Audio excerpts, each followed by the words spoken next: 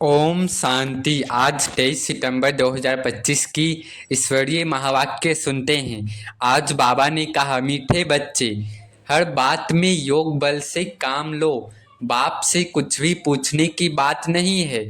तुम ईश्वरीय संतान हो, इसलिए कोई भी आसुरी काम न करो। बाबा आज कह रहे हैं कि तुम स्वयं भगवान के संतान हो, तो हर बात में योग बल से काम लो। हर बात में बाबा से पूछने की दरकार नहीं है। तुम ईश्वरीय संतान हो, कोई भी आसुरी काम नहीं करो। प्रश्न में बाबा ने कहा, तुम्हारे इस योग बल की करामत क्या है? उत्तर, यही योग बल है जिससे तुम्हारी सब कर्मेंद्रियां वश हो जाती है। योग बल के सिवाय तुम पावन बन नहीं सकते। योग बल से ही सारी सृष्टि पावन बनती है। इसलिए पावन बनने के लिए व भोजन को शुद्ध बनाने के लिए याद की यात्रा में रहो, युक्ति से चलो, नम्रता से व्यवहार करो। ओम शांति। बाबा कह रहे हैं, भोजन को शुद्ध बनाने के लिए बाबा की यात्रा हो, बाबा की याद में भोजन बनाओ, नम्रता से व्यवहार करना है। अब हम सुनते हैं मुरली की मुख्य पॉइंट्स। पहला है विकार नशा। बाबा कह रहे हैं, जैसे शराब का नशा चढ़ता है, वैसे ही विकार भी नशे की तरह गिराते हैं, नीचे गिराते हैं। पुरुषार्थ में केवल योग बल से ही इंद्रियां वश हो सकती है, तो कर्मेंद्रियों को वश करना है। दूसरा, सच्ची शांति। बाबा कह रहे हैं, आत्मा का स्वधर्म शांत है, शरीर धारण करने पर ही कर्म करती है। तीसरा, 5000 वर्ष बाद मुलाकात।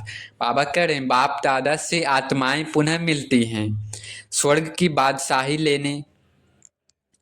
चौथा, स्वर्ग की स्थापना। शिव बाबा और प्रजापिता ब्रह्मा मिलकर स्वर्ग की स्थापना करते हैं।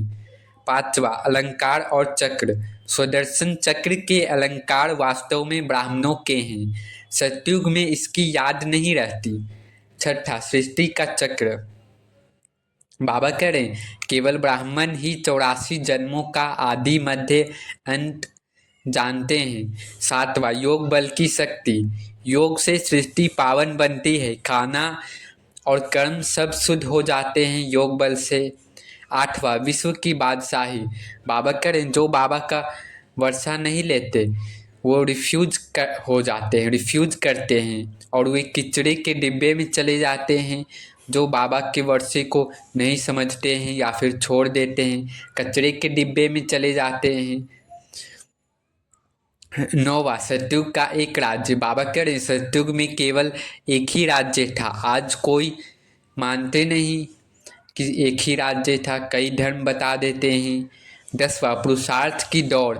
हर आत्मा पुरुषार्थ करती है ऊंचा बनने का, और बाबा फर्स्ट नंबर बनने की प्रेरणा देते हैं।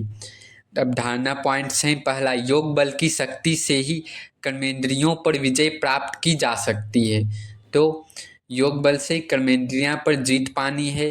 दूसरा, शांति का असली स्वरूप आत्मा का स्वधर्म है। आत्मा मूल रूप में शांत है, तो शांति भी धारण करनी है आज। तीसरा, हर आत्मा का अपना निश्चित पाठ है, किसी और से लिया नहीं जा सकता, तो अपना कंपेयर किसी और से नहीं करना है। चौथा, हमें स्वदर्शन चक्रधारी बनते रहना है, रचना और रचयिता के आदि मध्य अंत का ज्ञान याद रखना है। पांचवा, भगवान से स्वर्ग की बादशाही लेने का पुरुषार्थ कभी रिफ्यूज नहीं करना है, मतलब बाबा की स्वर्ग की बादशाही कभी छोड़ना नहीं है, नहीं तो कचरे के डिब्बे में गिर जाएंगे। नशा पॉइंट्स हैं। पहला, जैसे शराब का नशा उतरता है, वैसे ही विकारों का नशा भी बार बार गिराता है, तो विकार में नहीं जाना है आज। दूसरा, असली नशा करना है। हम आत्मा हैं और परमपिता परमात्मा से स्वर्ग की बादशाही लेने आए हैं, तो आज सारा दिन यही नशा रहे। हम आत्मा हैं, परमपिता परमात्मा से स्वर्ग की बादशाही लेने आए हैं। तीसरा, यह याद का नशा रहे कि हम भविष्य के लक्ष्मी नारायण के वंशज हैं। हमें नशा रहे कि हम ही इस ब्रह्मा बाबा के साथ सृष्टि परिवर्तन का कार्य कर रहे हैं।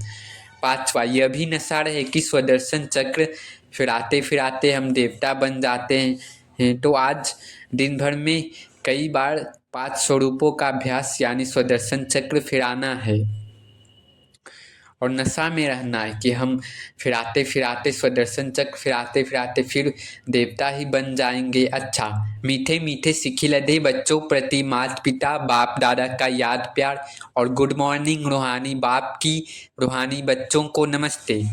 अब हम सुनते हैं धारणा के लिए मुख्य सार में बाबा ने कहा, जैसे बाबा बच्चों की सेवा करते हैं, कोई अहंकार नहीं, वैसे फॉलो करना है बाबा को। बाबा करें जैसे बाबा बच्चों की सेवा करते हैं, ब्रह्मा बाबा, कोई अहंकार नहीं, वैसे फॉलो करना है ब्रह्मा बाप को। बाबा की श्रीमत पर चलकर विश्व की बादशाही लेनी है, रिफ्यूज नहीं करनी है। मतलब बाबा जो स्वर्ग की बादशाही दे रहे हैं उसे छोड़ना नहीं है। दूसरा, बापों का बाप पतियों का पति जो सबसे उच्च है, बिलवेड है, उस पर जीते जी न्यौछावर जाना है, ज्ञान चिता पर बैठना है, कभी भूले चुके भी बाप को भूल उल्टा काम नहीं करना है। बाबा करे एक बाप पर न्यौछावर कर जाना है और ज्ञान चिता पर बैठना है, काम अग्नि पर नहीं, ज्ञान चिता पर बैठना है, कभी भूल चुक से भी उल्टा काम नहीं करना है। वरदान है, खुशियों के अखुट खजाने से भरपूर सदा बेफिक्र बादशाह भव। खुशियों के अखुट खजाने से भरपूर सदा बेफिक्र बादशाह भव।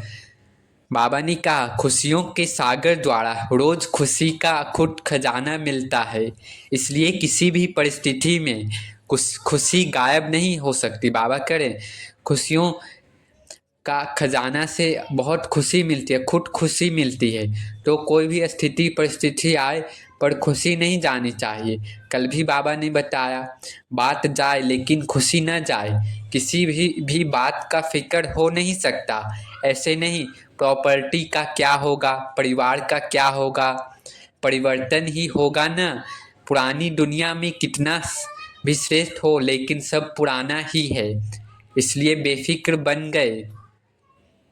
जो होगा अच्छा होगा, ब्राह्मणों के लिए सब अच्छा है, कुछ भी बुरा नहीं। बाबा करें हमेशा यही बेफिक्र बन जाओ, जो होगा अच्छा होगा, ब्राह्मणों के लिए सब अच्छा है, कुछ भी बुरा नहीं। आपके पास यह ऐसी बादशाही है जिसे कोई भी छीन नहीं सकता। बाबा करें आपके पास ऐसी बादशाही है स्वर्ग की जिसे कोई नहीं छीन सकता। स्लोगन है, इस संसार को एक अलौकिक खेल और परिस्थितियों को खिलौना मानकर चलो तो कभी निराश नहीं होंगे। इस संसार को एक अलौकिक खेल और परिस्थितियों को खिलौना मानकर चलना है, परिस्थितियों को खिलौना की तरह आया गया टूटा खत्म, कभी निराश नहीं होना है। अव्यक्त इशारे हैं, अब लगन की अग्नि को प्रज्वलित कर योग को ज्वाला रूप बनाओ। बाबा करें लास्ट सो फास्ट पुरुषार्थ ज्वाला रूप का ही रहा हुआ है। अभी पांडवों के कारण यादव रुके हुए हैं, पांडवों की श्रेष्ठ शान रूहानी शान की स्थिति यादवों की परेशानी वाली परिस्थिति को समाप्त करेगी। तो अपनी शान से परेशान आत्माओं को शांति और चैन का वरदान दो। बाबा करें अपनी शान से परेशान आत्माओं को शांति और चैन का वरदान दो। परेशान आत्माओं को ज्वाला स्वरूप अर्थात लाइट हाउस और माइट हाउस स्थिति को समझते हुए इसी पुरुषार्थ में रहो। तो आज लाइट हाउस माइट हाउस बनकर सभी को किरणें देनी है। अच्छा, ओम शांति ओम शांति ओम शांति।